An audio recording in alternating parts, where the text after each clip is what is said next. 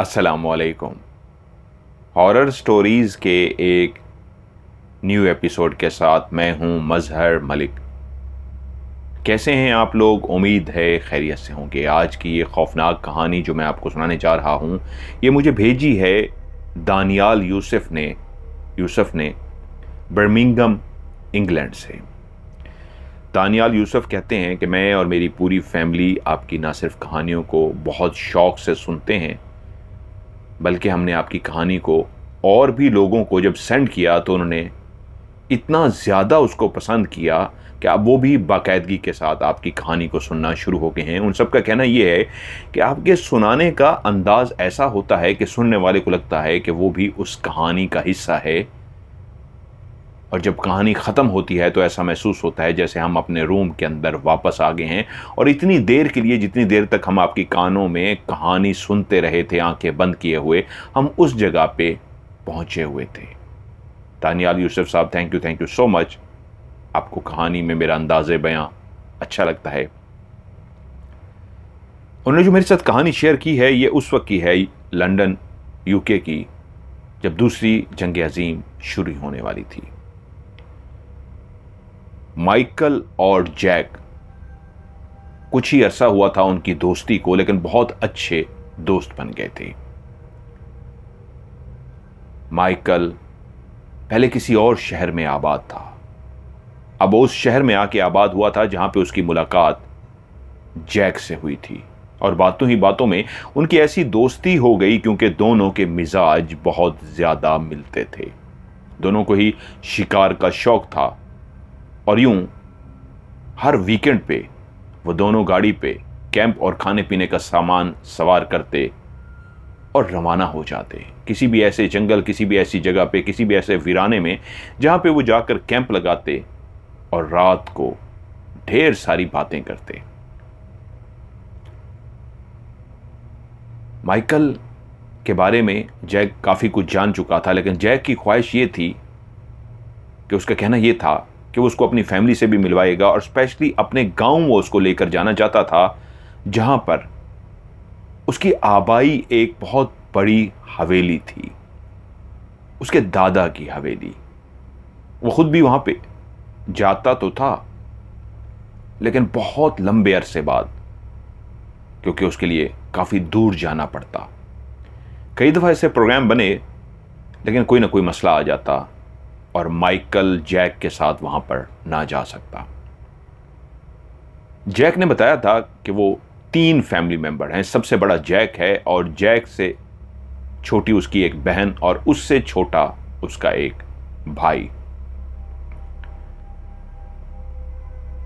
फिर आखिरकार एक दिन ऐसा मौका आ ही पहुंचा कि जब जैक ने माइकल से कहा, माइकल अब तो तुम्हें जाना पड़ेगा, एक तो तुम्हारी छुट्टियां भी हैं और दूसरा मेरे छोटे भाई की एंगेजमेंट हो रही है।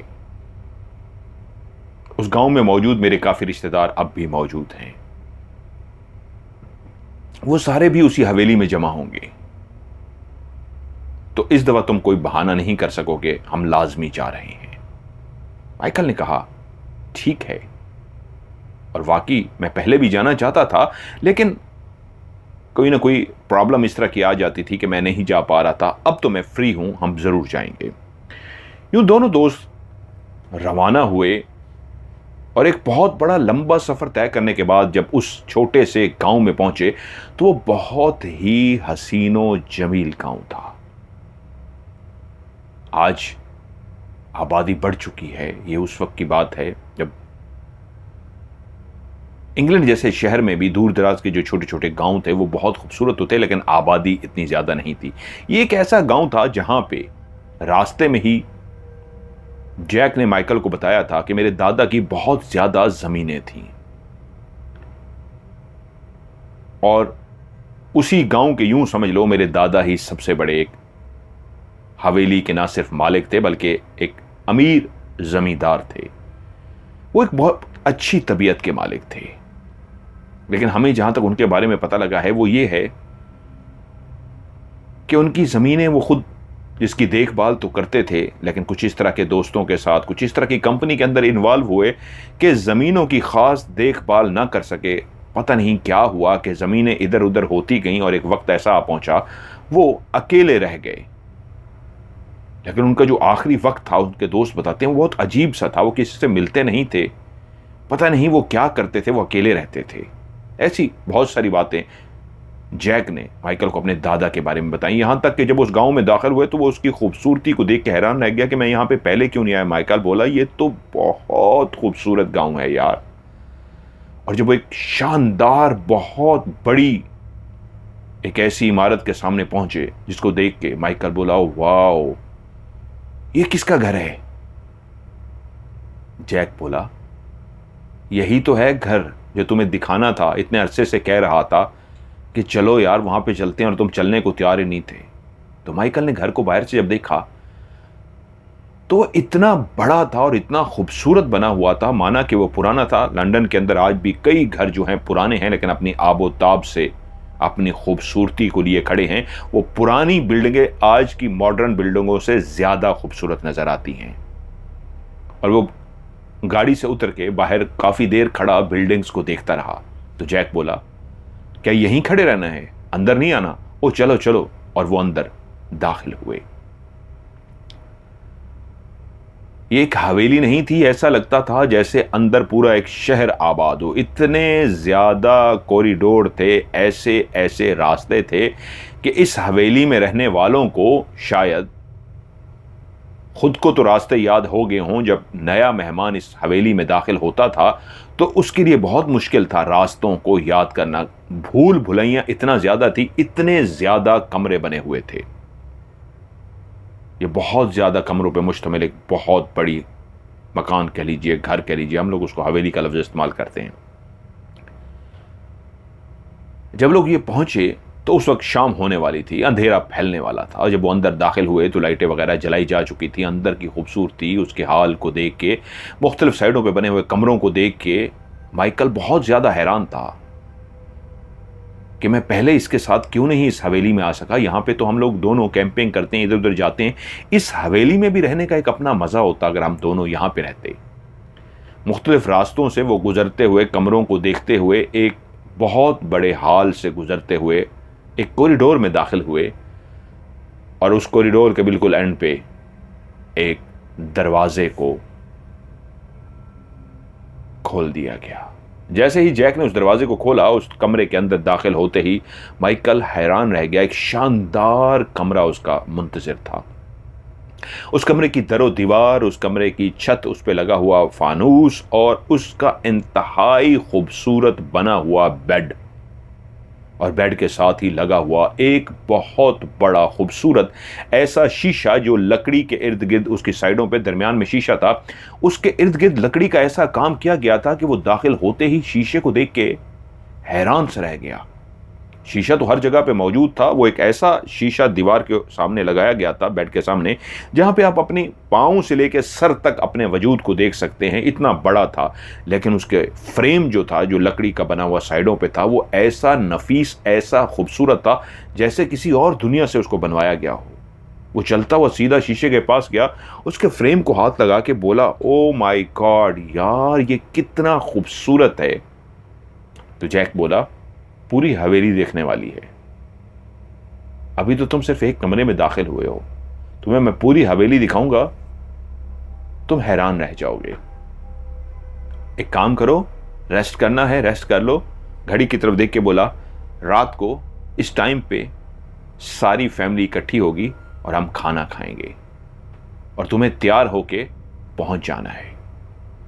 माइकल उससे फौरी बोला, यार जैक, मैं नहीं पहुंच सकता भाई। अरे क्या हुआ, क्यों नहीं पहुंच सकते? इस हवेली की इतनी भूल भुलैयों में मैं कहां से पहुंचूंगा भाई? तुम्हें मुझे लेकर जाना होगा, मैं खुद से नहीं पहुंच सकता। वो हंस पड़ा। अच्छा, मैं समझा पता नहीं क्या हो गया। ठीक है, पूरे टाइम पे तुम तैयार हो जाना, मैं पहुंच जाऊंगा। 1 दिन 2 दिन गुजारोगे, पूरी हवेली तुम्हें विजिट कराऊंगा, सब रास्ते याद हो जाएंगे। ओके, अब मैं घर वालों से मिल लूं, सबसे मिल लूं, रात को खाने पे मिलते हैं। एक लंबा सफर तय करके आए थे यकीनन जैक अपनी फैमिली के लोगों से मिलने के लिए चला गया और माइकल ने सोचा अभी टाइम तो है, क्यों ना कुछ देर के लिए कमर को सीधा कर लिया जाए, मैं अलार्म लगा देता हूं और जैसे ही आंख खुलेगी फौरी तौर पे वॉशरूम घुसकर तैयार हो जाऊंगा और खाने का एक मखसूस लिबास पहनकर, क्योंकि पहली दफा वो उसकी फैमिली से मिलने जा रहा था, तो मैं रेडी मिलूंगा उसको और मुझे लेने आ जाएगा। उसने अपना वो जो सूटकेस था उस कमरे के अंदर रखा, जैक जा चुका था, और सीधा बिस्तर पर, जो एक इंतहाई आरामदेह नफीस किस्म का बिस्तर था, उस पे लेट गया। हां, लेटने से उसकी काफी नींद पूरी हो गई थी, वो थकावट कमर सीधी करने के दूर हो गई थी कि उसकी आंख खुल गई। उसने देखा, ओ माय गॉड, जल्दी से वो तैयार हुआ, वो लेट हो रहा था।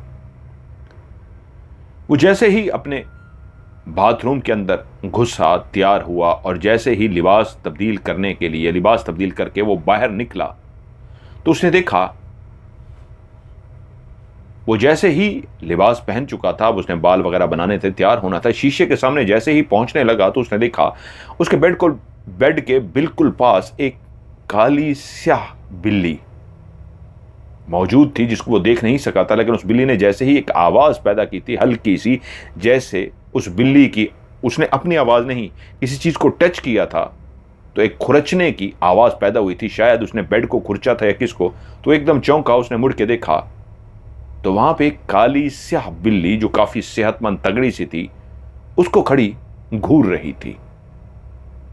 अरे, ये बिल्ली कहां से आई?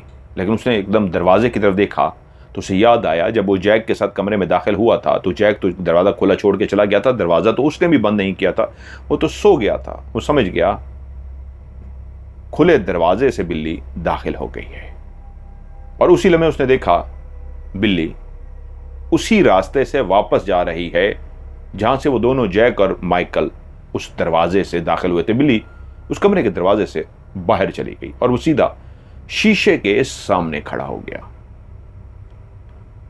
शीशे के सामने अपने आप को वो तैयार होता देख रहा था कि एकदम से उसे महसूस हुआ उसकी बिल्कुल बैक साइड पे, यानी जिस सिमत में उस शीशे की तरफ मुंह करके खड़ा है, उसकी जो बिल्कुल बैक साइड बन रही है, वहां पे एक लकड़ी का दरवाजा लगा हुआ है। इस कमरे को भी इतनी गौर से तो उसने नहीं देखा था सिवाय शीशे और बेड के, और वो लेट गया था। अब वो रात के टाइम जब उसको दोस्त लेने के लिए आने वाला था, टाइम हो चुका था, पीछे की तरफ देख रहा है, एक लकड़ी का दरवाजा है। ना सिर्फ वो दरवाजा आहिस्ता आहिस्ता खुल रहा है, बल्कि वो हैरान हुआ कि कमरे में ना ही कोई हवा है, ना ही ऐसा है, तो फिर दरवाजा क्यों खुल रहा है? कि उसने देखा दरवाजा खुलते खुलते खुलते बिल्कुल आहिस्ता से कि उसके हाथ रुक गए। वो जो टाई शाई को ठीक कर रहा था, कोट अपना देख रहा था, अब वो मुसलसल शीशे की तरफ देख रहा है कि तब उसने देखा दरवाजा बिल्कुल मुकम्मल खुल चुका है। अरे ये क्या? ये जो दरवाजा था, ये एक दूसरे कमरे का दरवाजा था, जो शायद इस कमरे के साथ मुल्हिक का कमरा था, यानी जुड़ा हुआ कमरा था, और उसके दरमियान में यह दरवाजा मौजूद था जो खुद ब खुद खुल गया था। और सामने का मंजर देख के वो हैरान रह गया। सामने उसने देखा एक दीवार के साथ बहुत बड़ा बेड पड़ा है, लेकिन उससे भी पहले दरवाजे और उस बेड के दरमियान में एक बहुत बड़ी टेबल है लकड़ी की। उस लकड़ी की टेबल पे एक इंतहाई हसीनो जमील लड़की आंखें बंद करके लेटी हुई है। इंतहाई खूबसूरत लड़की, उसके सुनहरे बाल जो उसकी रंगत के साथ इतने प्यारे लगते थे, कोरा चिट्टा उसका इंतहाई सफेद रंग, इंतहाई खूबसूरत नक्श उसके, लेकिन उसके सुनहरे बाल तो उसकी कयामत ढा रहे थे। और वो इस तरह बिखरे पड़े थे उसके सुनहरे बाल कि जिस तरह वो नीचे लेटी थी, तो जैसे औरत लेटते हुए बालों को अपनी कमर के नीचे दे देती है, लेकिन वो इस अंदाज में थे जैसे किसने फैला दिए हों। उस टेबल पे लेटी हुई वो लड़की आंखें बंद करके लेटी थी, और उसी के बिल्कुल पास ही, उसी टेबल के पास ही एक शख्स खड़ा था जिसकी कमर माइकल की तरफ थी। और माइकल ने देखा कि उस शख्स के बाल काफी बड़े हैं और पीछे से उसने बालों की पोनी कर रखी है। और तभी उसने देखा उसके एक लेफ्ट साइड वाले कान पे जख्म का निशान है। वो अभी तक शीशे की तरफ देख रहा था कि उसकी पोनी है, बड़े बड़े बाल हैं, उस शख्स ने पोनी कर रखी है और लेफ्ट साइड का जो उसका कान है उस पे एक जख्म का निशान है, जिससे वो कान हल्का सा कटा हुआ या जख्मी जिस तरह हो जाए और कटा हुआ नजर आता है। दूर से ही उसने देख लिया, लेकिन तब वो हैरान हो गया जब उसने देखा उसी शख्स ने जो सीधा खड़ा था आहिस्ता आहिस्ता उस लड़की पे वो झुक रहा था, और झुकते ही उसने अपने दोनों हाथ उस इंतहाई हसीन और जमील लड़की की गर्दन पे रख दिए और उसकी गर्दन को दबाना शुरू कर दिया। वो उसको मारने जा रहा था। वो बेहोश पड़ी लड़की की गर्दन को इतने जोर से दबा रहा था कि एकदम से उसको लगा कि ये क्या हुआ है।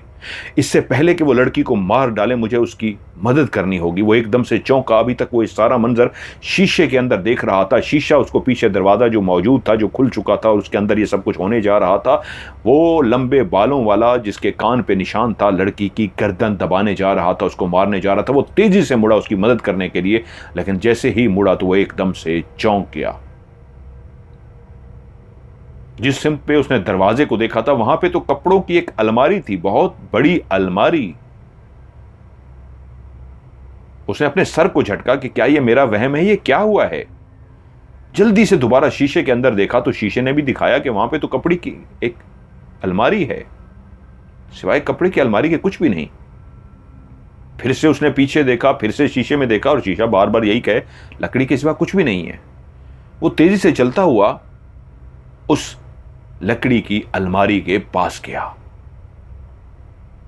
उसने लकड़ी की अलमारी को खोल के देखा। वो वाकई हैंगर उसमें लटके हुए थे कपड़े लटकाने के लिए। वो एक कपड़े लटकाने वाली एक अलमारी थी, लेकिन एकदम से अलमारी को इस अंदाज में धक्का लगाने लगा, बहुत भारी भरकम अलमारी को, जैसे वो इसको अपनी जगह से सिरका सके, धक्का लगा के हटा सके और देख सके पीछे क्या है। तो उसी वक्त कमरे के अंदर उसका दोस्त जैक दाखिल हुआ। ए क्या कर रहा है, क्या कर रहे हो? उसने देखा उसका दोस्त उस बड़ी सी अलमारी को धक्का लगाने की कोशिश कर रहा है। वो उससे बोला, जैक, इस अलमारी के पीछे क्या कोई दरवाजा है? दरवाजा? हां, इसके पीछे दरवाजा है, लेकिन क्यों? तुम क्यों पूछ रहे हो? तो माइकल बोला, क्या उस कमरे में कोई रह रहा है? हां बाबा, इस कमरे में भी रह रहा है। मैं मिलके आया था जब तुम्हें छोड़ के गया, उनसे मिला हूं, मेरी फैमिली के ही लोग हैं, हमारे जानने वाले रिश्तेदार हैं। कोई लड़की है वहां पे और कौन है उसके साथ? तो वो बोला, वहां पे हेनरी और सोफिया उसकी बीवी रह रही हैं। अब क्या इस तरह के सवाल पूछ रहे हो? चलो देर हो रही है, मैं तुम्हें सबसे इंट्रोड्यूस करवा दूंगा, तुम उनसे मिल लोगे, आ जाओ। क्योंकि खाने पे देर हो रही थी, वो अपने दोस्त को सबसे मिलवाना चाहता था। फैमिली के अंदर वो इंट्रोडक्शन करवा आया था कि मेरा दोस्त जो बहुत ही मेरा प्यारा दोस्त है, वो उसको सबसे मिलवाना चाहता था। वो अपने दोस्त को जो बिल्कुल तैयार हो चुका था लेके जैसे ही पहुंचा तो वो सारी फैमिली खाने के लिए रेडी थी। अब खाना शुरू ही होने वाला था और उसकी निगाहें जो अभी तक उस लंबे बालों वालों को ढूंढ रही थी और उस इंतहाई खूबसूरत सी लड़की को, तो वो जैसे ही वहां दोनों पहुंचे तो सबसे पहले उसको लेकर सीधा हेनरी और सोफिया के पास गया और उनसे बोला, ये हैं हेनरी और ये हैं सोफिया। हेनरी और सोफिया ये मेरे दोस्त हैं माइकल। जिस कमरे में आप लोग रह रहे हैं उसके साथ वाला जो कमरा है वो माइकल का है, हमारा आबाई कमरा, जहां पे हम फैमिली के जोर लोग ज्यादातर उसी कमरे में रहते हैं, लेकिन इस दफा मैंने स्पेशल अपने दोस्त के लिए उस कमरे को रखा था। वो दोनों बड़ी गर्मजोशी से सोफिया और उसका शोहर हेनरी, उन्होंने मुसाफा किया। लेकिन वो ये देख के हैरान रह गया कि जिसको उसने शीशे के अंदर देखा था, ना ही वो सोफिया थी और ना ही वो हेनरी था। उनसे मिलके बाकियों से ऐसे मिलता मिलता आया और एक जगह पे जब उसको बिठाने के लिए जहाँ पे माइकल और जैक की चेयर्स लगी हुई थी, उसी के साथ ही उसने देखा एक हसीनो जमील सुनहरे बालों वाली लड़की बैठी है और उसको देखते ही वो चौंक पड़ा। ये तो वही लड़की थी। और जैक उसके पास जाके बोला, इजाबेल, मिलो इनसे, ये मेरे दोस्त हैं। माइकल। और इजाबेल को देखते ही जहां वो चौंक गया था, हैरान था, वहीं पे जैक माइकल से बोला, माइकल, ये है मेरी छोटी बहन इजाबेल। तुम्हें कहा था ना अपने फैमिली से भी मिलवाऊंगा, मिलो मेरी छोटी बहन से।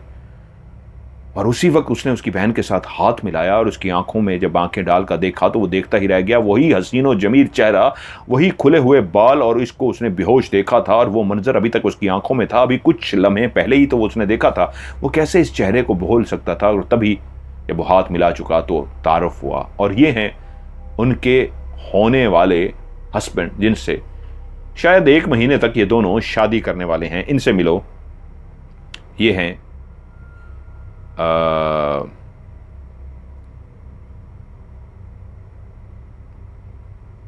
डैनियल, उनके होने वाले, मैं उन्हीं नाम पढ़ रहा था जो उन्होंने भेजे हैं। ये हैं डैनियल, उनके होने वाले हस्बैंड। और जैसे ही उसने डैनियल की तरफ देखा तो ये देख के चौंक पड़ा कि डैनियल के उसी लेफ्ट साइड के कान के ऊपर वही जख्म का निशान था जिसको वो देख चुका था। डैनियल अपनी जगह से उठा, उसने हाथ आगे बढ़ाया और माइकल ने उसके साथ हैंडशेक किया। और माइकल उसके कान को तो देख चुका था कि वही निशान वाला कान है। अब उसके बालों को भी उसने उसी लम्हे देख लिया। वही बड़े से बाल और पीछे से उसने पौनी कर रखी थी। तो वो अपने आप से दिल ही दिल में बोला कि क्या मैंने वो जो मंजर देखा था, मैं जिसको वहम, जिसको ख्वाब समझ रहा था, क्या वो हकीकत है? ये तो वही दोनों हैं, ये बेहोश हुई हुई लड़की और वो सामने जो इसका साथ ही जो उसका होने वाला हस्बैंड बैठा है डैनियल, ये तो वही है। वो बैठ गया, यूं खाना शुरू हो गया। सारी फैमिली ने बैठ के खाना खाया,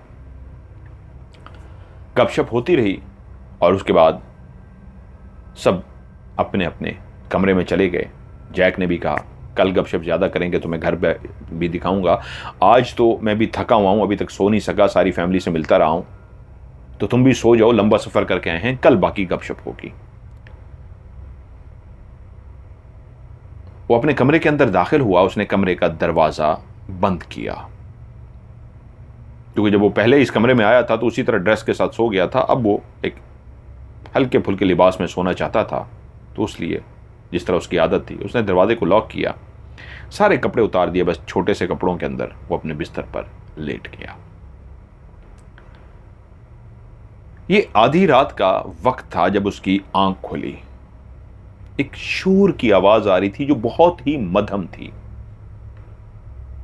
शायद साथ वाले कमरे में कोई ऊंचा ऊंचा बोल रहा था, जिसकी आवाज इस कमरे तक आ रही थी, क्योंकि वो कमरा तकरीबन सबसे आखिरी कमरा बनता था और जिस कमरे में माइकल रह रहा था ये सेकंड लास्ट था, लास्ट वाले से पहले वाला।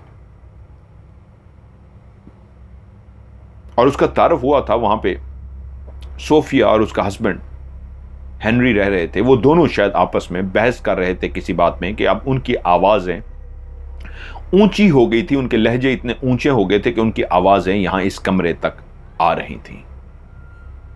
कुछ देर वो समझ गया कि ये आवाजें कहीं और से नहीं, उसी साथ वाले कमरे से आ रही हैं। वो अपने बिस्तर से उठा, क्या मेरा वहम है या फिर कुछ ऐसा है? उसने शीशे में देखा, शीशा बिल्कुल नॉर्मल था। और वो चलता हुआ उस अलमारी के पास गया और तब उसको अंदाजा हुआ, बिल्कुल उसका सही अंदाजा था, उसी साथ वाले कमरे से ही लड़ने की आवाजें आ रही हैं। उन आवाजों को सुन कुछ देर खड़ा होकर सुनता रहा और फिर उसके बाद वापस आया और आकर लेटा और उसको नींद आ गई। अगले दिन वो सारे उसके साथ बहुत अच्छी तरीके से पेश आए। जैक ने उसको हवेली दिखाई, एक एक कमरे के बाहर से विजिट कराया, रिश्तेदारों से मिलवाया, ऊपर नीचे यहाँ गया। उसका सारा दिन बहुत ही बिजी रहा, यहाँ तक कि जैक उसको अपने उस छोटे से गांव के अंदर भी लेके गया। सारा दिन इस तरह मसरूफ गुजरा कि उसकी मुलाकात जैक की बहन इजाबेल और उसके होने वाले शौहर डैनियल से नहीं हो सकी। यहां तक कि रात आ गई, लेकिन अभी भी उसके दिमाग में वो बातें, रात को कमरे में दाखिल होते ही वो बातें उसके दिमाग में आ गईं। और हां, एक चीज मैं जो बताना भूल गया, जिस बिल्ली को उसने देखा था अपने कमरे के अंदर, जो पहली दफ़ा उसने शीशे के अंदर खड़े होकर देखा था, कमरे के दरवाज़ा नज़र आया था और उसके अंदर मंजर देखा। तो उससे पहले जिस बिल्ली को उसने देखा था और जब उसको दोस्त लेकर गया था मिलवाने के लिए, जैसे ही उसने सबसे पहले सोफिया और उसके शौहर हेनरी से उसका तारुफ कराया था कि ये आपके साथ वाले कमरे में मेरे दोस्त रहते हैं, तो तभी उसने देख लिया था वो एक काली स्याह बिल्ली जो थी वो सोफिया ने उठाई हुई थी। तो वो समझ गया था वो सोफिया की बिल्ली थी। सेम वही बिल्ली उसके कमरे में आई थी, दरवाजा खुला हुआ था और उसको सोफिया अपने गोद में लेके प्यार कर रही थी। जब सारा दिन उसका मसरूफ गुजरा और रात को अपने कमरे में दाखिल हुआ, तो फिर से वो बात उसके दिमाग में आ गई। आज उसकी नींद पूरी हो चुकी थी, कल रात वो सोया था, कि बिल्ली का तो मुझे समझ आ गया, वो तो सोफिया की थी, उसने अपनी गोद में उठाई हुई थी। लेकिन दूसरा मंजर क्या था मैंने जिसको देखा इस साथ वाले कमरे में,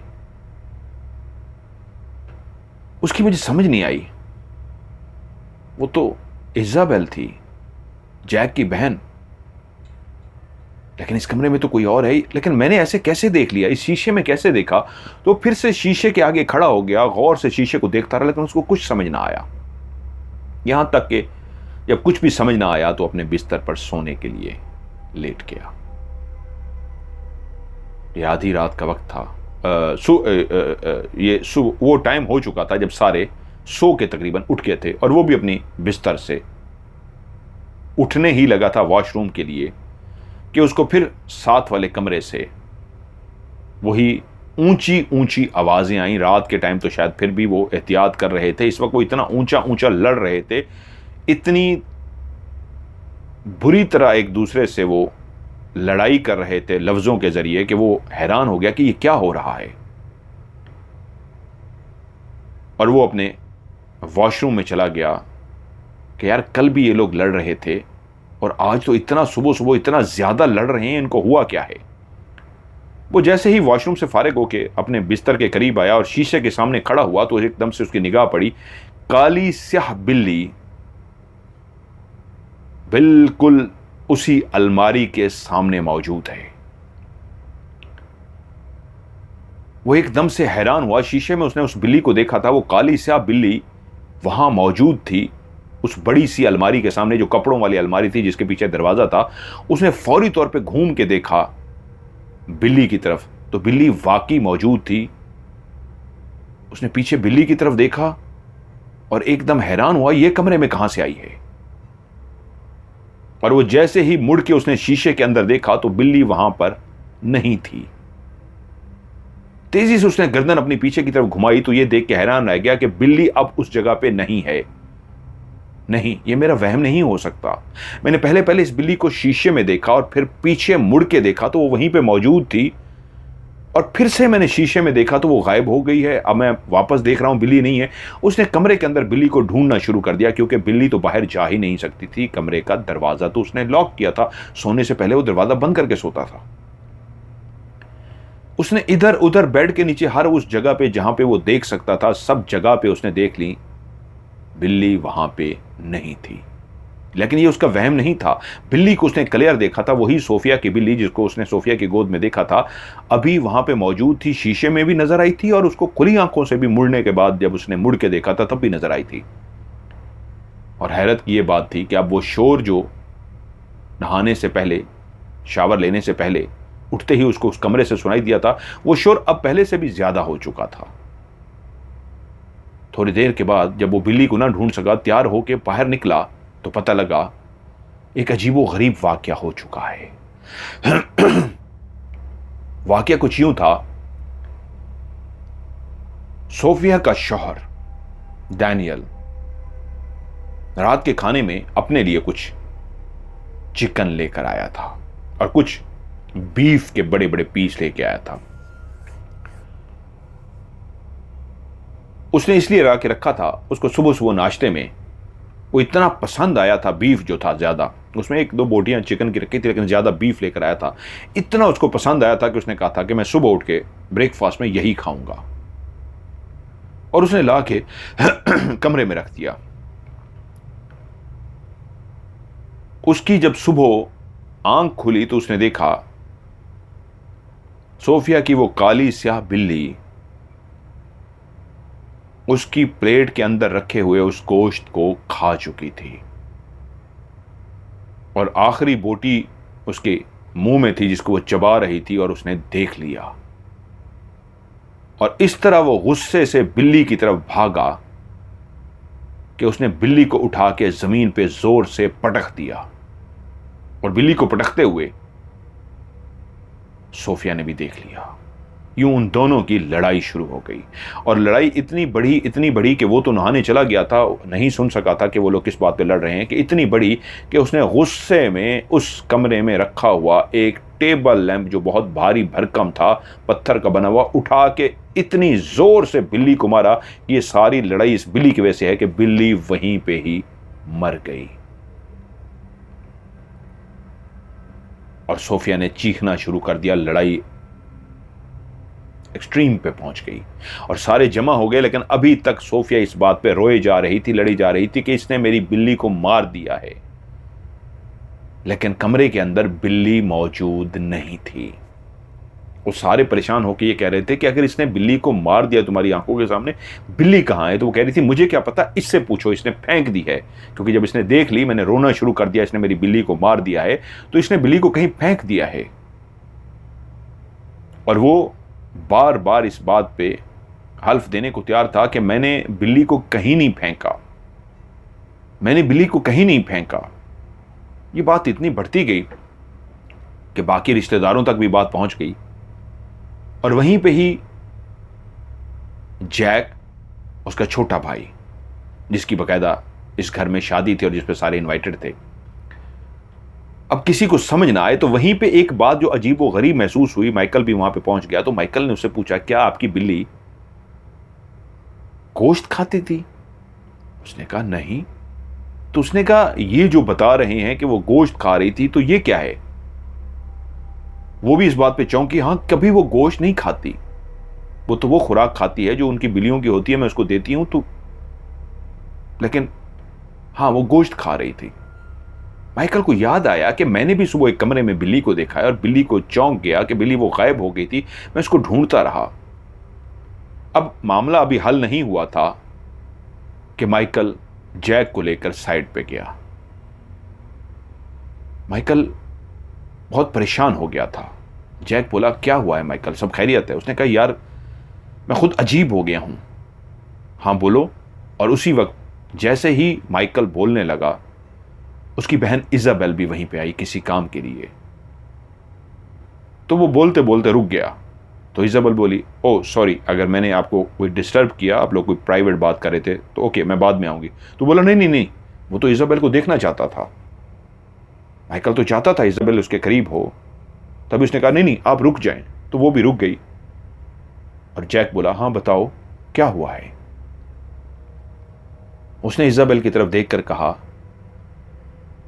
आई एम रियली सॉरी, मैं ये बात बताने जा रहा हूं, मैं ये बताना नहीं चाहता था, लेकिन मैं जब पहली दफ़ा इस कमरे के अंदर आया और मैं तैयार हो रहा था, शीशे के सामने खड़ा था, तो मैंने, याद है जो जैक तुमसे पूछा था इस अलमारी के पीछे क्या है? तुमने कहा था दरवाज़ा।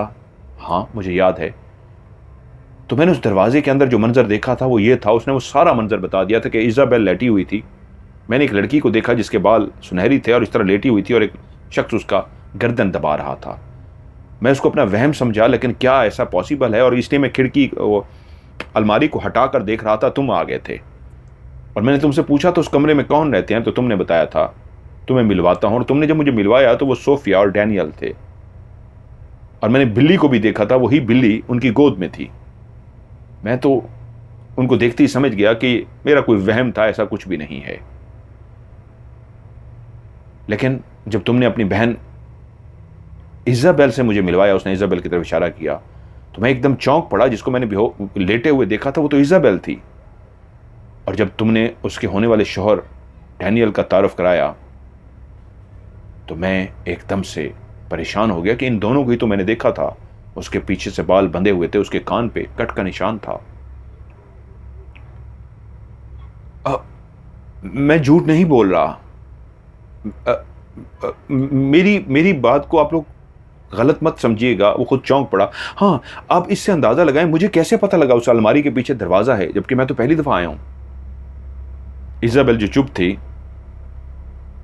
उसकी तरफ देख के बोली, नहीं, मैं तुम्हारी बात को झूठ नहीं समझ रही। आई नो कि आप झूठ नहीं बोलते, मुझे आपकी बात पे यकीन है। और हाँ, एक और बात, माइकल बोला, जिस बिल्ली की बात हो रही है, आज सुबह ही मैंने कमरे के अंदर एक बिल्ली को देखा है। शीशे के अंदर देखा, पीछे मुड़ के देखा, एक बिल्ली बैठी थी।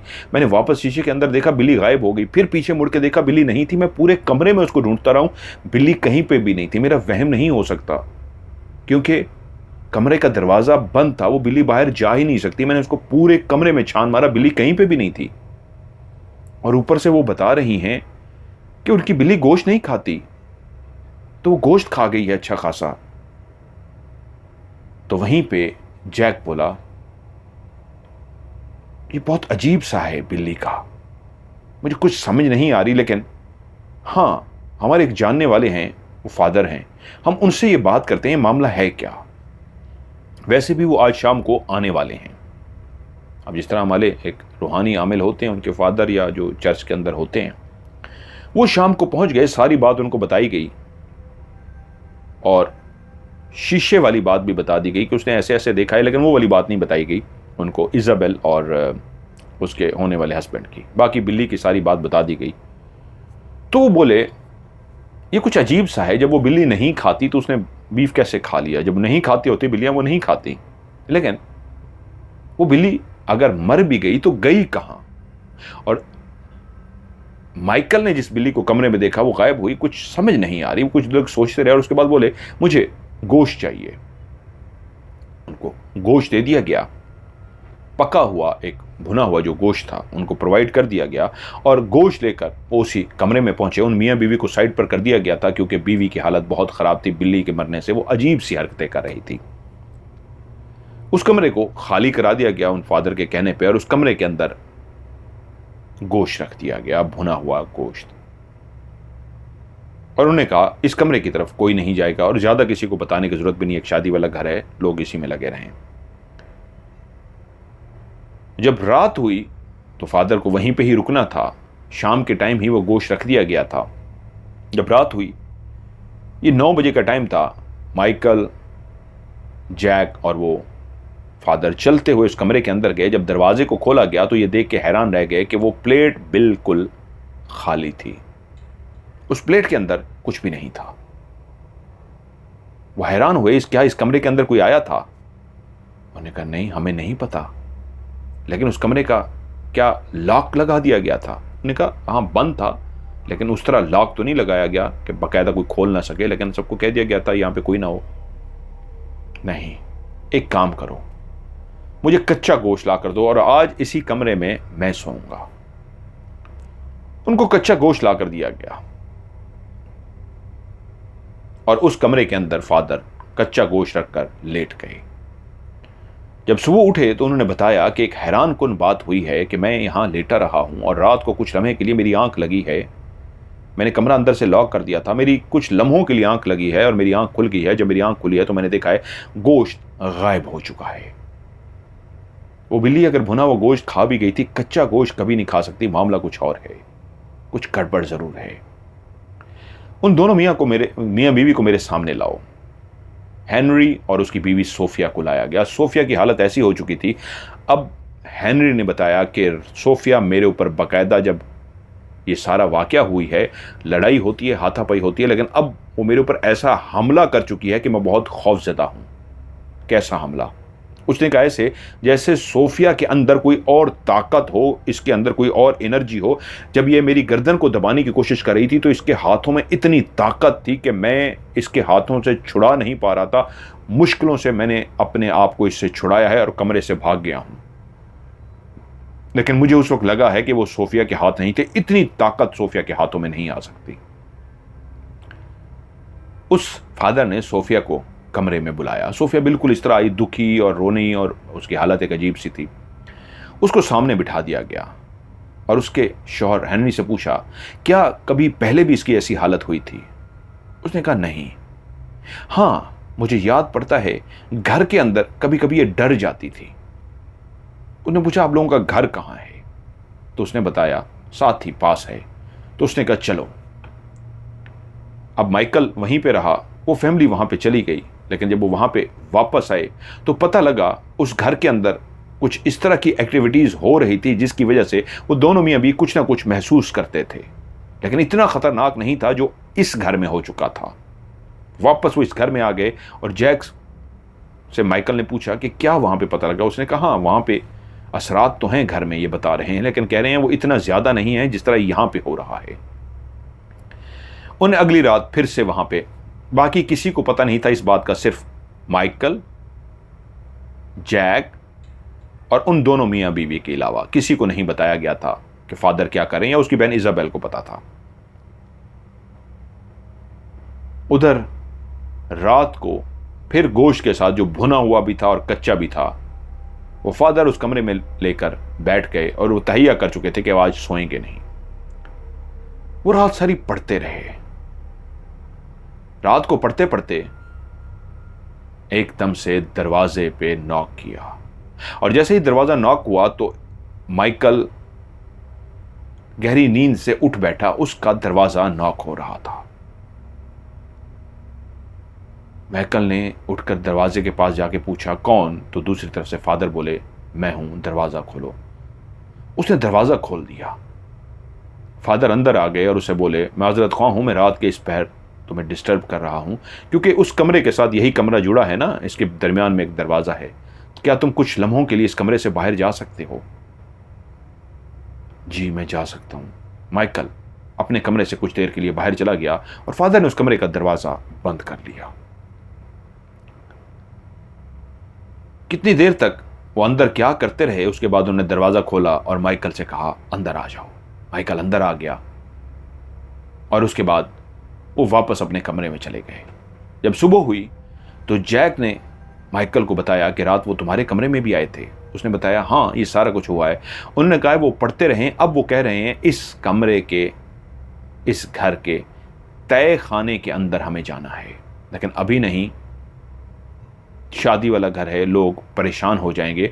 मैंने इतना पढ़ लिया है, इतना कर लिया है, असरात तो इस घर में हैं और बहुत हैवी किस्म के हैं, लेकिन अभी हम छेड़ेंगे तो घर में बहुत रश है, शादी का फंक्शन है, रौनक है, इसलिए खामोशी के साथ अभी मैंने इतना पढ़ दिया है कि कोई डिस्टर्बेंस नहीं होगी। अभी इस शादी के फंक्शन को अटेंड किया जाए, उसके बाद मैं इस अमल को करूँगा। यूँ सारे शादी में मसरूफ़ हो गए। वो एक जो फंक्शन होना था उनका, उसके छोटे भाई का, जैक के, वो फंक्शन हो गया और फिर आहिस्ता आहिस्ता सारे अपने अपने घरों को जाना शुरू हो गए। माइकल जब से उसने इजाबेल को देखा था, पता नहीं क्यों वो उसके दिल को ऐसी भा गई थी कि ऐसे लगता था कि वो आंखें बंद करता है तो उसकी आंखों के सामने इजाबेल आ जाती है, और वो चाहता था उस शादी में बार बार इजाबेल को देख सके। शादी ख़त्म हो गई, सब अपने अपने घरों को चले गए। अब उस घर के अंदर सिर्फ इजाबेल, उसका होने वाला शौहर डैनियल और इनका छोटा भाई और कुछ और लोग मौजूद थे। ज़्यादातर लोग जा चुके थे। माइकल भी जाने लगा तो जैक ने कहा इकट्ठे ही वापस जाएंगे, ये अमल मुकम्मल हो जाए। और तब उसको बताया गया कि जब उस रात वो फादर उसके कमरे में आया तो उस कमरे में उस शीशे के सामने खड़े होकर पढ़ता रहा है, तो वहीं पे उसको कोई एक रास्ता सा नजर आया है जो नीचे, इस घर के नीचे जाता है। वो हैरान हुआ कि क्या तुम लोगों को उस रास्ते के बारे में नहीं पता? उन्होंने कहा हमें पता है, नीचे तो सारा हमें पता है, लेकिन वो एक मखसूस रास्ते की बात कर रहे थे कि उन्होंने अपनी पढ़ाई से देखा है कि वो शादी के बाद देखेंगे। और फिर वो बैठे, अब जैक, फादर और माइकल बैठे थे और फादर बोले तुम्हारे घर के नीचे एक तय खाना है जो तुम जानते हो, अब तुम दोनों मेरे साथ वहीं चलोगे। वो दोनों उसके साथ उस तय खाने के रास्ते को खोल के, जो कितने सालों से बंद था, नीचे जाता ही कोई नहीं था, उस तय खाने को खोला गया। उसके आगे जाले लगे हुए थे, बड़ा मुश्किलों से रास्ता बना के सीढ़ियां उतर के जैसे ही नीचे पहुंचे तो फादर ने पढ़ना शुरू किया। और पढ़ते पढ़ते पढ़ते एकदम तीनों के आवाज में बिल्ली के बोलने की आवाज आई। जैसे ही बिल्ली के बोलने की आवाज आई तो उन्होंने देखा कि एक काला स्या धुआं है जो हर तरफ इस तरह उड़ रहा है, ऊपर ही ऊपर गोल गोल घूम रहा है। फादर ने उनको इशारा किया कि वो दोनों एक साइड पे बैठ जाएं। वो दोनों साइड पे नीचे फर्श पे जाके बैठ गए और फादर उस काले धुएं को देखते रहे और पढ़ते रहे। वो काला धुआं मुसलसल घूमता जा रहा था, घूमता जा रहा था, और बिल्ली की अभी भी कभी कभी बोलने की हल्की सी आवाज आ जाती। कि उन्होंने देखा बिल्कुल दीवार के दूसरे कोने पे जहां पे जैक और माइकल बैठे थे, एक काली स्याह बिल्ली, वही बिल्ली जिसको माइकल देख चुका था, कोने के अंदर से ऐसे निकली जैसे वहां पे पहले से मौजूद हो, हमें नजर ही नहीं आई थी। और बिल्ली जैसे ही सामने नजर आई तो उसी वक्त वो काला स्याह धुआं जो ऊपर उड़ रहा था सीधा बिल्ली के अंदर गया, उसके अंदर, वजूद के अंदर बकायदा दाखिल हो गया। और जैसे ही उसके वजूद के अंदर दाखिल हुआ तो फादर ने अपना रुख, जो ऊपर मुसलसल देख रहे थे, जैसे उन्होंने देखा धुआं बिल्ली के अंदर दाखिल हो गया, अपना रुख उस बिल्ली की तरफ गया और पढ़ना शुरू कर दिया। और उसी वक्त उसके सामने खड़े हो गए, हाथ के इशारे से उसको रोका हुआ और कुछ पढ़ रहे, और जैक और माइकल को इशारा किया, तुम लोग ऊपर जाओ। ऐसे हाथ के इशारे से कहा ऊपर जाओ। वो दोनों जल्दी से ऊपर चले गए और कहा दरवाज़ा बंद कर दो। वो नीचे क्या पढ़ते रहे, क्या करते रहे, किसी को नहीं पता। तकरीबन कोई 2-2.5 घंटे के बाद जब वो ऊपर आए तो पसीने से शराबूर थे, उनकी हालत बहुत अजीब थी। वो एक काली स्याह बिल्ली को उठाए हुए थे। वो काली स्याह बिल्ली उठाए हुए आए तो वो दोनों परेशान हो गए कि वो तो जिन था, वो तो कोई हिडन एंटिटी थी। वो उसको उठाकर ले आए थे और वो लाए और उससे बोले, नहीं, ये बिल्ली ही है, ये वही बिल्ली है उसी सोफिया की। वो बिल्ली मरी नहीं थी। जिस बिल्ली को तुम लोगों ने नीचे देखा है वो बिल्ली नहीं थी, ये बिल्ली नीचे कैद थी। कहां? एकदम से जैक परेशान होकर पूछा, कहां? काफी बड़ा नीचे तय खाना था। उसने कहा तुम्हारे तय खाने के वो फलां साइड के ऊपर जो कमरा बना हुआ है, जो बंद है, छोटा सा स्टोर टाइप सा। उन्होंने कहा हाँ, ये बिल्ली उसके अंदर कैद थी। और जिस बिल्ली को उसने माइकल की तरफ इशारा किया, माइकल तुमने देखा था शीशे के अंदर, वो वही बिल्ली थी जिसको नीचे तुमने देखा है। वो बिल्ली नहीं, वो बिल्ली के रूप में कोई था, और उसी ने ही सोफिया की इस बिल्ली को वहां पे कैद कर दिया था। और जब मैं सोफिया के घर में गया था पढ़ाई करने के लिए तो मुझे पता लगा था वो चीजें उनके घर से ही उनके साथ थीं। वो मियाँ बीवी कुछ इस तरह की उन्होंने बात की, कुछ खास सफाई का इस तरह का ख्याल नहीं रखते थे। उनको फैमिली कई दफ़ा ये कह चुकी थी ये तुम लोग गलत करते हो, ये ना किया करो, लेकिन वो फिर भी उसकी केयर किए बगैर, परवाह किए बगैर वो उसी तरह गलाजत कह लें या उस तरह करते थे, जिसकी वजह से उनके घर के अंदर ये चीज़ मौजूद होती उनके साथ। और जब वो वहाँ से निकले थे तो वो चीज़ भी उनके साथ यहाँ पे ही आ गई। और ना सिर्फ यहाँ पे आ गई, उसके बाद जो कुछ हुआ वो तुम्हारे सामने हुआ। उस चीज़ को मैंने भेज दिया है।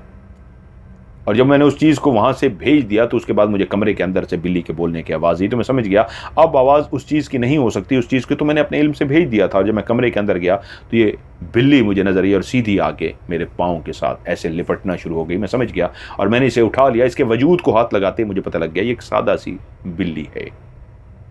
और यूं बिल्ली को उठाकर मैं ऊपर आ गया हूँ। ये सोफिया लोगों को वापस कर दो और उनको बुलाओ मेरे सामने ताकि मैं उनको समझा सकूं। आइंदा उन्होंने ये वाली हरकत दोबारा की तो उन दोनों की जान को नुकसान पहुंच सकता है। सोफिया और उसको बुलाया गया। जब उसने बिल्ली को देखा वो तो पागल हो गई, खुश हो गई। लेकिन वहीं पे फादर ने उसको कहा अब दोबारा, वो मैं यहाँ नहीं बताना चाह रहा कुछ बात ही इस तरह की है क्योंकि सेंसर भी करना होता है, फैमिली सुनती है, कि ये वाला काम मत करना वरना दोबारा भी तुम्हारे साथ हो सकता है। खैर उनको भेजा और यूं माइकल और जैक भी वापस आ गए। कुछ अरसे के बाद पता लगा माइकल को कि जो उसने बात इज़ाबेल को बताई थी, जिस पे इज़ाबेल ने कहा था कि नहीं मुझे तुम्हारी बात पे यकीन है, वहीं पे जब वो अपने दोस्त जैक के घर गया तो इज़ाबेल भी आई हुई थी। तो वहीं पे बातों बातों में पता लगा, इज़ाबेल ने बताया कि मैंने उसे छोड़ दिया है। उससे ज्यादा उस टॉपिक पे बात ना हो सकी। उसका भाई भी सामने आ गया। इज़ाबेल और वो बात ही कर रहे थे कि वहीं पे जैक आ गया तो इज़ाबेल खामोश हो गई। अब उसने कहा कि अगर मैं इसको कहूँ कि मैं तुमसे प्यार करता हूँ, जब से मैंने तुम्हें देखा है मैं तो तुम्हारा दीवाना हो गया हूँ, लेकिन उसको एकदम एहसास हुआ माइकल को, अगर ये जुमले मैं कहूँगा तो वो सोचेगी उसने तो कुछ नहीं किया, उसने तो कहीं मेरा गला नहीं दबाया, तुमने मुझे कहा और मैंने तुम्हारी बात का यकीन कर लिया और देखो मैंने उसको छोड़ भी दिया। अब वो बता चुकी है मैंने उसको छोड़ दिया है, ये तो मेरी बात झूठी साबित हो गई। मैंने जो शीशे में देखा था वो तो झूठ था, अगर वो उसका गला दबा रहा था तो अभी तक दबा चुका होता, लेकिन मामला तो वहां पे कुछ और हो गए थे। अब मैं कैसे इसको अपनी मोहब्बत का इजहार करूं? वो ना कर सका।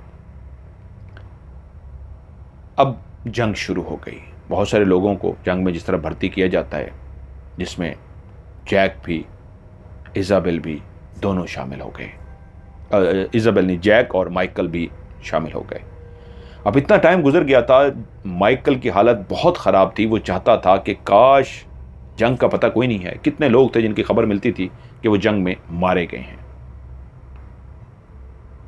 उसकी ख्वाहिश थी काश वो इज़ाबेल को अपनी मोहब्बत का यकीन दिला सकता, एक दफ़ा इजहार मोहब्बत कर देता। बेशक वो ठुकरा देती उसको, लेकिन एक दफ़ा इजहार तो कर देता। लेकिन पता नहीं क्यों उसको इजहार करते हुए डर लगता था कि वो ये सोचेगी अच्छा इसका मतलब है तुमने कहानी घड़ी थी उससे मेरा रिश्ता तुड़वाने की, जिससे मैंने 1 महीने बाद शादी करनी थी, उस डैनियल को तुमने इस तरह ख्वाब सुना के, इस तरह शीशे की कहानी गढ़ के मुझे उससे दूर कर दिया। मैंने तुम्हारी बात पे यकीन कर लिया और जब मैं उससे दूर हो गई, अब तुम अपनी मोहब्बत का इजहार कर रहे हो, इसका मतलब है तुमने मुझे पसंद किया और मैं तुम्हें अच्छी लगी और तुमने कहानी घड़ दी। ये सोच के, इस खौफ से वो इज़ाबेल को इजहार ना कर सका। जंग लगी रही। अब उसको ऐसी ख्वाहिश पैदा हो चुकी थी कि वो मर जाए। ऐसी ज़िंदगी भी क्या ज़िंदगी, जिसमें वो एक लड़की से बेइंतहा प्यार कर चुका था लेकिन इजहार नहीं कर सकता था। करता तो कैसे करता, क्योंकि उसके अंदर एक खौफ बैठ गया था कि अगर मैंने अब अपनी मोहब्बत का इजहार किया तो वो फौरन कह देगी इसका मतलब है तुम प्यार करते थे और तुमने झूठ कहा। ये सोच सोच के उसके दिल को कुछ होता था, वो इजहार भी नहीं कर सकता था। और उस जंग के दौरान भी उसके दिल में इज़ाबेल छाई रही, इतना छाई रही कि वो ये दुआएं करने लगा कि कोई एक गोली आए और उसका सीना चीर दे, मौत ही आ जाए। वो इज़ाबेल के बगैर जीना भी नहीं चाहता था। लेकिन उस जंग के दौरान कई गोलियां आईं जो उसके पास से गुजर गई, कोई उसके सर से गुजर गई, यहां तक कि एक गोली उसको कान को टच करती हुई भी गुजर गई। उसका कान जख्मी हो गया, अच्छा खासा, कटा तो नहीं लेकिन एक हिस्सा थोड़ा सा कट सा गया, जख्मी हो गया, लेकिन वो मरा नहीं। जान के तो कोई भी जंग में नहीं मरता, वो भी नहीं मर सकता था जंग में कि मुझे खुद से गोली लगे सीधे खड़ा हो जाता, लेकिन वो इसमें था कि चलो खुद से आके कोई गोली लग जाएगी तो मैं जान छूट जाएगी। लेकिन उस जंग के दौरान जो लंबे अरसे तक चली, उसमें यह हुआ उसका दोस्त जैक इस दुनिया से चल बसा, एक अंधी गोली का शिकार हुआ और इस दुनिया से चला गया। जब जैक के उस रसूमात का टाइम आया, जब उसको कब्र में दफनाया जाने लगा जहां पे सारी फैमिली जमा थी, वहां पे इज़ाबेल भी थी। इज़ाबेल बहुत दुखी थी। इज़ाबेल को फिर से उसने देखा था काफ़ी अरसे बाद, फिर से उसके दिल में ख्वाहिश पैदा हुई वो इज़ाबेल को कह दे, वो सारी बातें कह दे जो उसके दिल में है कि इज़ाबेल मैं तुम्हारे इश्क में, तुम्हारे प्यार में, जुनून में दीवाना हो चुका हूँ, लेकिन डरता हूँ ये कहते हुए कि तुम मेरी उस ख्वाब को, मेरी उस शीशे वाली बात को ये ना समझ बैठो कि मैंने जान के कही थी ताकि तुम्हें उससे दूर कर सकूँ और तुम्हें मैं अपनी मोहब्बत का इजहार कर सकूँ। तो उसमें भी वो इज़ाबेल से ये इजहार ना कर सका क्योंकि उसका भाई मरा था। वो बहुत ज़्यादा दुखी थी। फिर से वो जंग में चला गया और जब वापस आया, अब जंग खत्म हो चुकी थी, काफी टाइम गुजर गया था। उसे लगा कि अब काफी टाइम हो गया है, चाहे कुछ भी है मुझे इज़ाबेल से जाके इजहार कर देना चाहिए। वो इतने अरसे से उसकी मोहब्बत में तड़प रहा था, यहां तक कि वो आखिरकार इज़ाबेल के सामने पहुंच गया। उसने इज़ाबेल को देखते ही कहा मैंने जो तुम्हें वो बताया था क्या तुम्हें याद है? उसने कहा हाँ। उसने कहा इज़ाबेल मैं तुमसे कुछ कहना चाहता हूं। हाँ बोलो।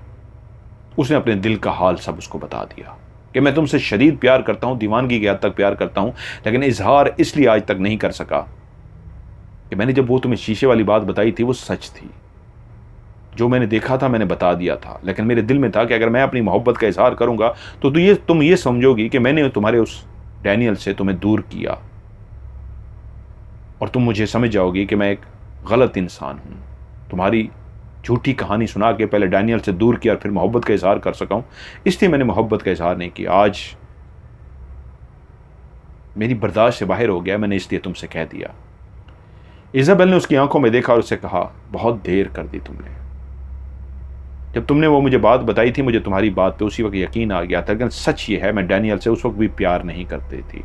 डैनियल के साथ में थी, शादी भी करने जा रही थी, लेकिन मुझे उससे कोई प्यार नहीं था। सच कहूं माइकल, मैंने जब तुम्हें देखा था मुझे तुमसे प्यार हो गया था, और तुमने जब वो जो बात बताई थी मुझे पूरी तुम्हारी बात पे यकीन आ गया था, इसलिए मैंने उसको फौरी तौर पे, मैं तो वैसे भी पता नहीं क्यों उसके साथ थी, प्यार नहीं करती थी, मैंने उसको छोड़ दिया। लेकिन मैं तुमसे इजहार नहीं कर सकती थी, इस उम्मीद पे थी कि तुम इजहार करोगे, और तुमने कितना टाइम लगा दिया लेकिन मुझसे इजहार नहीं किया। अब आगे किया है। क्या मुझसे शादी करना चाहते हो? उसने कहा हाँ। तो उसने कहा मैं तो कब से तुम्हारी राह तक रही हूं।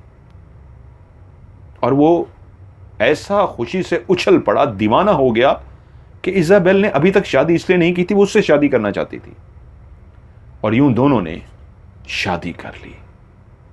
वो उससे बेइंतहा प्यार करता था, बेइंतहा इश्क करता था, और शुरू के कई महीने वो इतना खुश रहे कि वो सोच भी नहीं सकता था कि वो उससे इतना जो प्यार करता है, इतना जुनून का इजहार करता है, उसका इतना ख्याल रखता था। वो किसी और से हंस के बात भी कर लेती तो उसका खून खोल उठता। वो किसी और को देख के मुस्कुरा भी देती तो उसको कह देता मुझसे ये बर्दाश्त नहीं होता, तो वो मुस्कुरा देती कि उसकी दीवानगी कितनी है, वो कितना उससे प्यार करता है। वो किसी और से मिले, किसी और से हंस के बात करे, किसी और को देख भी ले तो उसका महबूब, उसका माइकल रत्ती बराबर भी बर्दाश्त नहीं कर सकता था।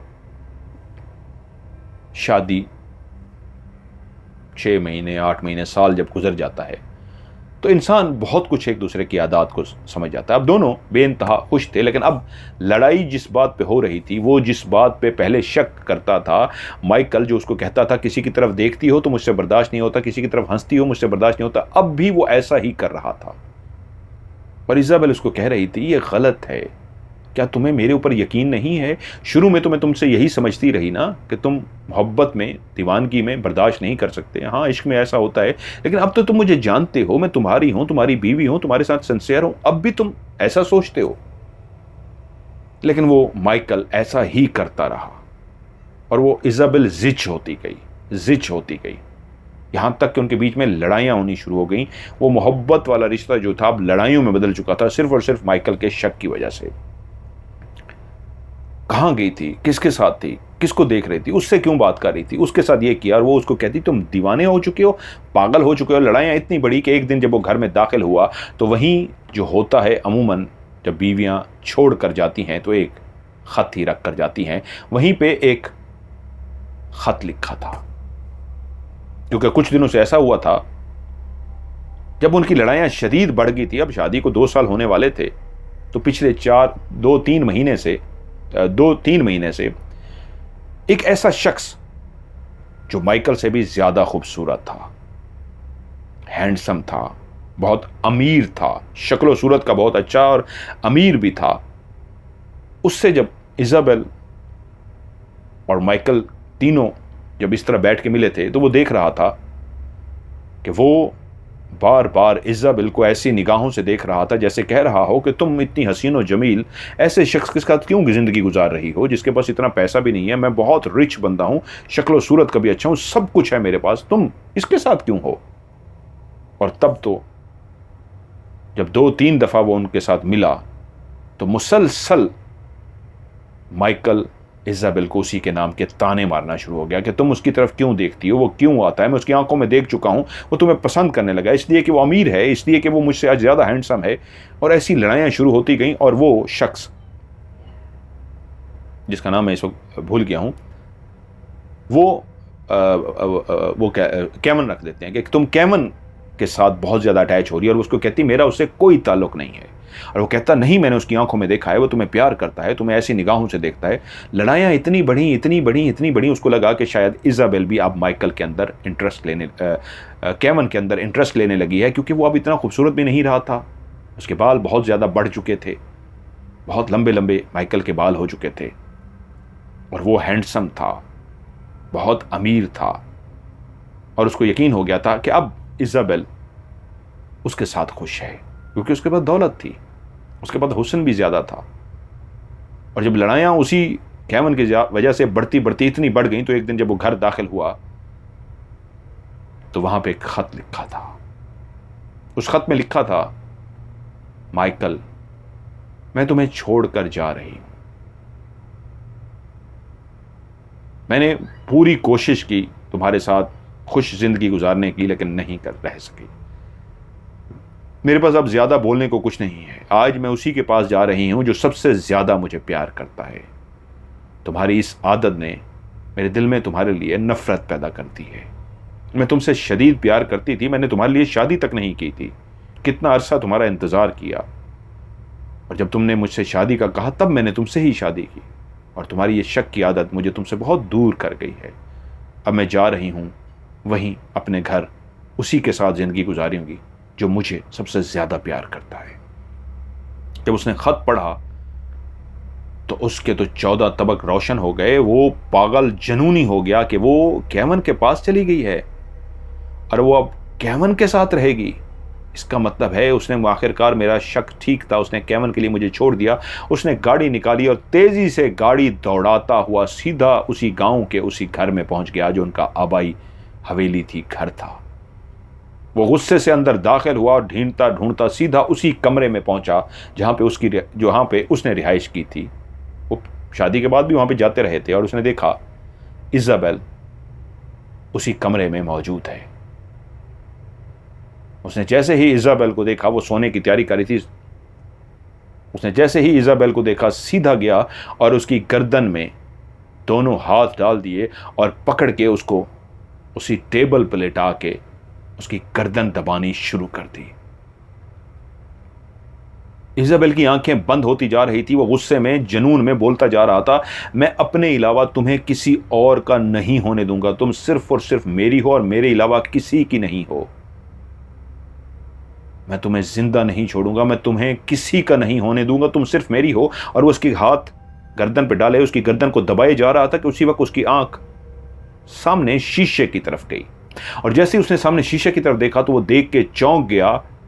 शीशे के अंदर वही इज़ाबेल उसी तरीके उसको बाल खोले हुए नजर आई, और जिस तरह उसने पहली दफा शीशे के सामने देखा था। और एक शख्स हाथों से उसका गला दबा रहा था। शीशे में उसने देखा था उसकी कमर उस वक्त उसके साथ, बैक उसके सामने थी, उसका चेहरा नहीं देख सका था। और इस वक्त जब उसकी निगाह पड़ी तो उसने देखा वाकई वो वहां पे मौजूद है। उसके बड़े बड़े बालों पे उसने पोनी कर रखी है, और जंग के दौरान जिस गोली ने उसके कान को छूती हुई चली गई थी, उसी कान पे जख्म का निशान है।